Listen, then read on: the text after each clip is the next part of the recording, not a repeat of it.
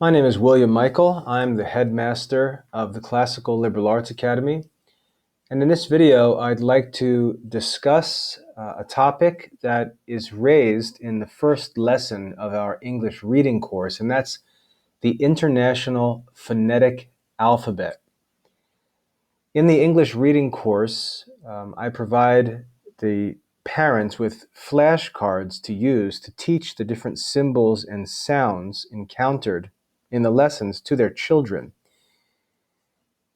In print, on a flashcard, there's no way to include a recording of a sound that a certain symbol represents. And so a symbol needs to be used that allows us to communicate sounds and have a single standard. But this symbol that we use to signify the sound absolutely can't be the symbol that we present to the children, because we're trying to present to the children a symbol based on the letter that he is going to see in the text that he learns to read.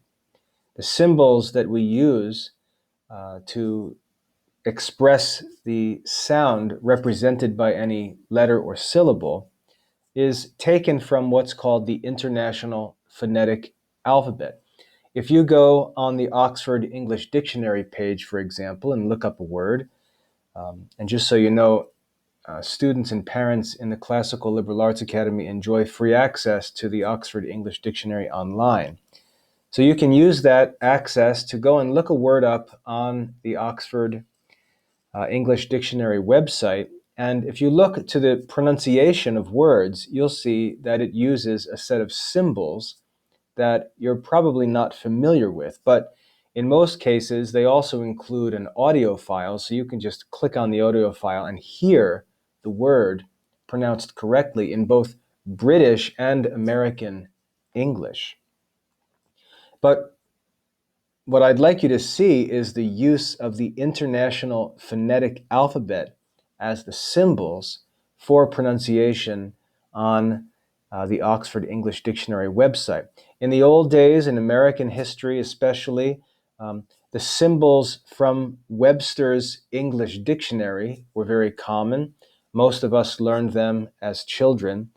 But what's happened over the last century or so is, as global language studies and the work of translation and global communication has developed like never before in world history, and linguists have worked to create symbols that could be used across all languages, a single phonetic alphabet was developed, and that's what we refer to as the International Phonetic Alphabet.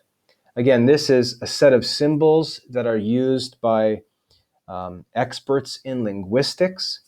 I learned about these as a classicist and have used them throughout my teaching career, because moving from one language to another, it's often difficult to explain correct pronunciation. And this phonetic alphabet provides us with a single set of symbols that can be used to express any sound made with the speech organs in any language. And so it's very valuable in language studies. And in our English reading program, I use these symbols from the International Phonetic Alphabet to communicate with parents what sounds the different symbols in the course represent. And I'd like in this video just to provide a brief introduction to this phonetic alphabet, because it's pretty cool.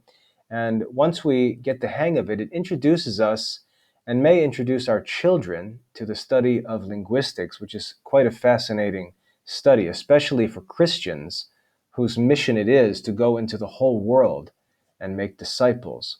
Language studies on a global level have always been driven by Christian missionary activity. So here on the screen, you can see a document that shows us the International Phonetic Alphabet. And this is sort of the official presentation of these symbols. And I'd just like to walk you through a couple points to show you what's on display here and how it works. And then I'll show you another website that actually allows you to click on the symbols and hear the sounds that each of them represents, which is even more useful. But I want to start with this document because this is the official document that contains the International Phonetic Alphabet. If you look up top here, up top, you can see there's a table that shows all of the different consonants. And it says pulmonic consonants. And what that means are consonants that are made with the use of the lungs. Moving from left to right, if you look across this top row of the table, you can see bilabial, labiodental, dental, alveolar, postalveolar, retroflex, palatal, velar, uvular, pharyngeal, and glottal. Those labels identify which parts of the speech apparatus, which of the speech organs are used to make these different sounds. So for example, if we look at bilabial, bilabial means that these sounds are made with the two lips, bilabial. The second column is labeled labiodental. That means lip and tooth or teeth. And so these are sounds that are made by some combination or some touching of the lips and teeth. And then we have dental, which means teeth alone. And then we go through the other less commonly known parts of the speech apparatus. But you can figure out what part it's referring to just by making the sound. And as I said, we'll get to that in a minute. But you can see all of the possible sounds that can be made in human speech are represented on this chart with some symbols. Some of them are very simple, like the very first two symbols up on the top left. You see just the letter P and the letter B. Some are very simple like that, and some are very odd, usually because they're only found in foreign languages that we're not familiar with. If you look on the left column of that consonants table, you'll see labels like plosive, nasal, trill, tap, fricative, and so on. And these explain how the speech organs work to make this sound. For example, the letter P up in the top left, that symbol that looks like the letter P, it's a bilabial plosive. A bilabial plosive. That means we put the two lips together and make an explosion. That plosive forms the sound, and we see that the sound that's made is the sound of the letter P. That's a bilabial plosive. If we go down to the nasals, if we put our two lips together and then allow the air to move through our nasal cavity, so we use our two lips and the nasal cavity, we make the sound m, the sound of the letter M. And the symbol there is our English letter M. And so we can go through all of these different symbols, but there's a better way to do that. But I want you to see how that consonant table is arranged and what it represents. Very useful. Every possible sound made by the human speech organs is represented on this table as far as consonant sounds are concerned. If you look under that consonant table, you'll see there's another consonant table, but it says non-pulmonic. Non-pulmonic sounds are not common in English. If you think of let's say, an African dialect or a tribal dialect that includes clicks and pops and different sounds like that, those are the kinds of things included in this non-pulmonic consonants chart. If you look to the right of that non-pulmonic consonants chart, you'll see that there's a table of vowels. You'll see that there's three labels going across the top: front, central, and back. And then you'll see that there's a set of labels going down on the left: close, close mid, open, and open. This explains how these different vowel sounds are made. So for example, if you make the sound at the front of your mouth with your lips close together, you'll make the sound of the vowel, the classical E, E, E. The mouth is closed together, and the sound is made at the front of the mouth. E, E, E. You can practice that and feel it for yourself. On the other side of things, if you open your mouth and concentrate on feeling the sound being made deep in the back of your throat, you can make the sound ah, ah, ah. Your mouth is open and the sound is made in the back of your mouth. So that vowel chart shows all of the different vowel sounds and how they're formed by opening and closing the mouth and by moving the point where the sound is made from front to back. Another very helpful guide to allow us to see how the speech organs are used to make different vocal sounds and their symbols for each of those sounds. Now, I'm not intending to lead you to any kind of mastery of this phonetic alphabet in this video. I just want to introduce this to you so when you hear me refer to it, you know what I'm talking about. This document here is, as I said, the official publication that presents to us the International Phonetic Alphabet. If you Google International Phonetic Alphabet, you'll find resources all over the internet. This is not some mystery knowledge that I have as a classicist. This is just common linguistics, a tool that's central to all study of languages throughout the world. Now, if we want to learn the sounds of these different symbols, and this is something that can be very helpful for you if you're teaching your children using our English reading course, because on the back of the flashcards, you'll see these symbols.